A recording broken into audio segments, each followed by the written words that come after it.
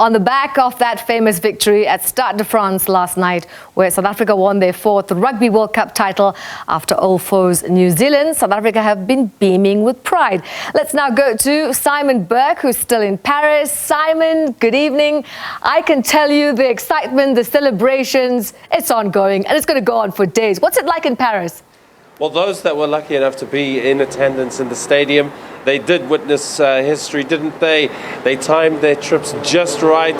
They were in on the Friday and into the Saturday, and there they were, front seats to an incredible show, nerve-wracking to say the least, and then history made. And I think today, this morning, a lot of tired heads. It takes a while to get back from the stadium, a lot of bleary eyes. We also lost an hour here in Europe as the wintertime roster kicked in. So a lot of people waking up at 1 hour and finding out it's another hour, and they're like, did I just lose an hour? That's what they did. It could have been because they were celebrating too hard, that's for sure. But when it came the cold light of a European day, it was a lot more like, what happened? Now let's just unpack, how did this happen? And let's just see, did it really happen? Because we're the 4-time champions of the world, and it's never been done before. So in essence, South Africa is the premier country when it comes to rugby. And I think that's what's hitting home for everybody, is the fact that we now represent the best amongst the best. And we have to carry ourselves with pride, and they have been doing that. The green and gold in Paris have not disgraced themselves, not one bit. They've been making friends. They've been very jovial throughout. No intimidatory presence. Getting involved, getting stuck into the culture, trying new things, taking the metro rail. Traveling to and from the stadium, not very easy, but the South Africans did it with good humor. And obviously, this whole trip rewarded with that victory. And now, the next day, they're all just beaming with pride. Well, speaking of culture, you're in Paris. I would imagine the Champs-Élysées is one big braai area. The French are getting to taste the boerewors. Well, we saw the All Blacks. They got a good taste of the boerewors last night.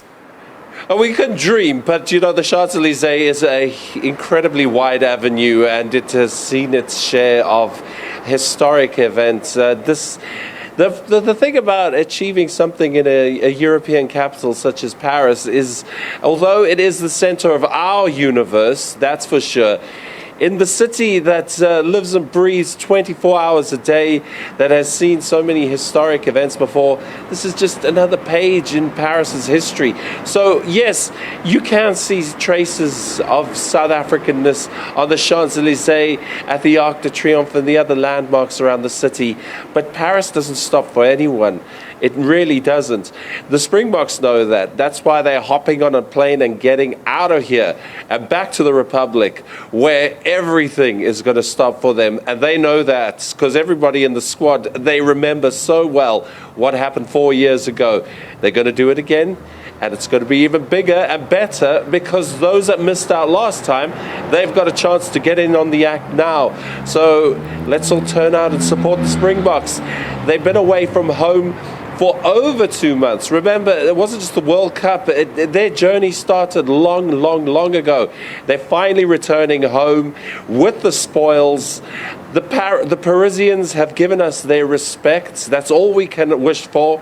But now when we get home, that's when the real action begins. Now with South Africa holding this title for the 4th time, no other nation has done so, Simon. I mean, how does this position us in the world?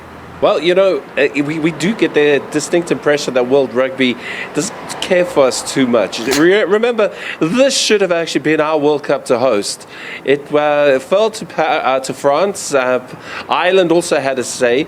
But we were playing as third fiddle to those two nations when, in essence, we bring along the players, we bring along the expertise, we bring along the winning culture, we bring along everything, and we don't get a a fair seat at the table of the governing body. So this now has to start opening doors for South Africa. Siya Kolisi and his men have shone beyond shining. They've done everything they can, and we want to now see, as South Africans, some real commitment from World Rugby, that we are not just the country that supplies these premier rugby players, that supplies the culture, that gives us the diversity in the game that it is sorely lacking.